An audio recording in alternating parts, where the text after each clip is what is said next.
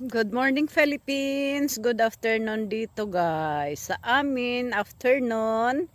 Samahan niyo ako guys mag-harvest ng patola.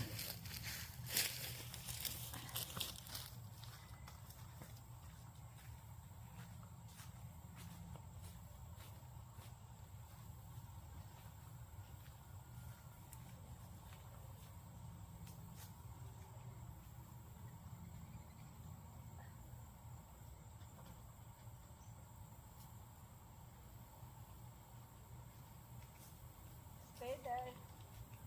Go swimming, be. Go swimming. Go swimming. Stay there, be. Ay, don't go to my vegetables. Tagalin na natin guys bago magulang. Ito na guys, oh.